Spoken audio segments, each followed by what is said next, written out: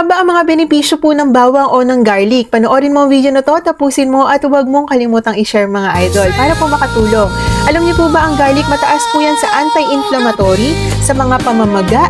Maganda din po yan idol sa inyo pong antimicrobial, umbig sabihin nakakamatay po ito ng mga germs. Mataas pong antioxidant, antifungal at anti-aging. Nakakabata idol. Maganda rin po ito sa ating pong pag-iisip dahil mas maganda ang takbo po ng ating blood flow. Ang ating pong dugo ay dumadaloy ng maayos hanggang sa ating utak.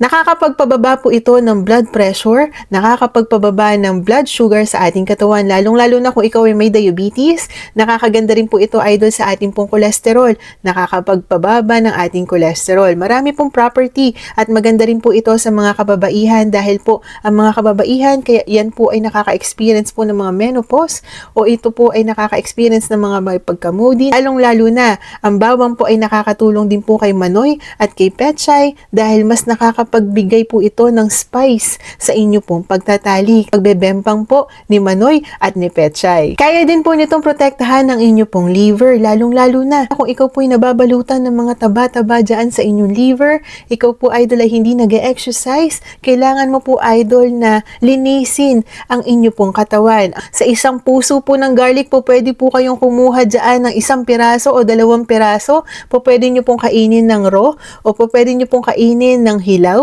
Po pwede nyo pong isama sa inyong pagluluto kahit ano pang gusto nyo, basta po garlic na yan, punasok nyo sa inyong katawan, maganda po ang benepisyo. Ano naman po yung mga side effects po kapag po kayo ay naparami na sa inyo pong pagkain ng garlic, lalong-lalo na kung ikaw po ay umiinom ng mga medication sa inyo pong blood pressure, sa inyo pong blood sugar, kailangan idol ay magpakonsulta pa rin po kayo sa doktor. Kung ikaw po ay umiinom ng gamot sa inyo pong blood pressure at kumain ka po ng garlic, baka mas lalong bumabayan idol, which is hindi po maganda.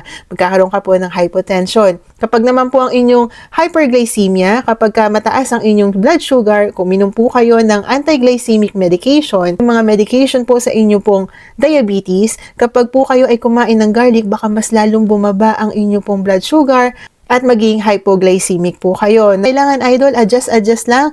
Dapat ay in moderation lang ang ating pong pagkain. Maaari din po mag-upset ang inyong stomach kapag po kayo kumain yan. Kaya kailangan ay kumain po muna kayo ng pagkain bago nyo po yan kainin. At kailangan idol ay mag-ingat po kayong magkasugat. Dahil kapag po kayo ay madalas kumakain po ng garlic, maaari din po kayo mag-high risk sa pagkakaroon po ng pagdurugo o inyo pong high risk sa inyo pong bleeding. Garlic po, yung alisin po kasi ng garlic, marami pong nilalaman na special compound yan. Ano nga ba yung mga yan idol?